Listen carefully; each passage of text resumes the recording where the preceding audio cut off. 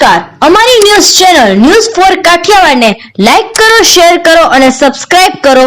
News for Kathiawad. નમસ્કાર.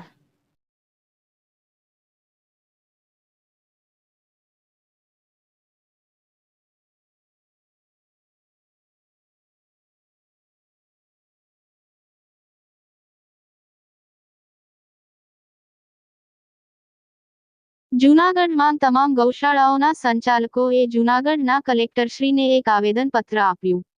જૂનાગઢની વિવિધ ગૌશાળાના સંચાલકોએ કલેક્ટરશ્રીને એક વિસ્તૃત આવેદનપત્ર આપ્યું છે અને તેમાં 3 માંગણીઓને લઈને આ આવેદનપત્ર પાઠવવામાં આવ્યું છે. તેમાં ગાયો દીઠ અપાતી ગૌશાળાઓને સહાયમાં વધારો કરવો તેમજ ગાયોના ચારા માટે ગૌચર જમીન જ્યાં પડતર હોય ત્યાં ગાયોના ચારાના વાવેતર માટે ફાળવવી તેમજ ગૌશાળાઓને કાયદેસરની કરી આપવા જેવી માંગણીને લઈને આ આવેદનપત્ર આપવામાં આવ્યું હોવાનું જાણવા મળ્યું છે. મારું નામ પોપટભાઈ ધનજીભાઈ ચાંગેલા, કોયલી ગૌશાળા શ્રી વલ્લભ ગૌસેવા ટ્રસ્ટ કોયલી, તાલુકો વંથલી, જિલ્લો જુનાગઢ. આજ રોજ અમે જુનાગઢ કલેક્ટર કચેરીએ 9 થી 10 તાલુકાના કન્વીનરો સાથે સરકારશ્રીને જાગૃત કરવા માટે અમે આવેદનપત્ર આપવા માટે આવ્યા છીએ. અમારા ગૌવંશ 30 રૂપિયામાં એનો ખર્ચ પરવડતો નથી, એ વધારીને 100 રૂપિયા સબસિડી કરી આપે એવી અમારી ડિમાન્ડ છે, માગણી છે.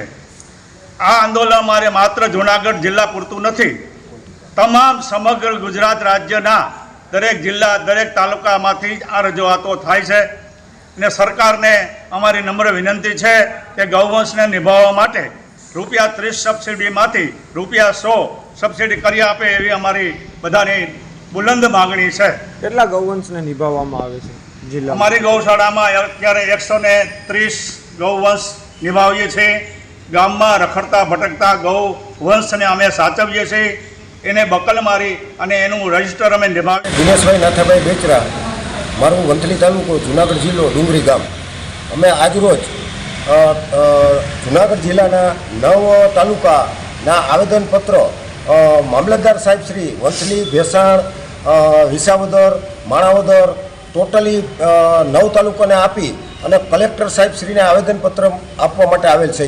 એ 9 તાલુકાની અંદર એવી અમારી માંગ હતી કે 30 રૂપિયા પ્રતિદિન ગૌશાળા ગાય દીઠ સબસિડી આપે છે તે વધારી અને 100 રૂપિયા કરી આપવા બાબત. એનું એક મેઇન મકસદ છે કે ગૌવંશ જે ઠરાવની અંદર આપેલ છે કે કોર્પોરેશન અને નગરપાલિકા અમને જે ગૌવંશ પૂરી જાય છે તો એની અંદરથી 30ની અંદરથી 10 તો એ લોકો લઈ જાય છે, તો અમારી પાછળ 20 વધે છે. તો એના કારણે અમારી ગ્રાન્ટ અપૂરતી હોવાને કારણે અમે કલેક્ટરશ્રીને રજૂઆત કરેલ છે, ઉપલા મથકે રજૂઆત કરેલ છે અને ખરેખર તો અમારે 150 થી 200 રૂપિયા ખર્ચ થાય છે.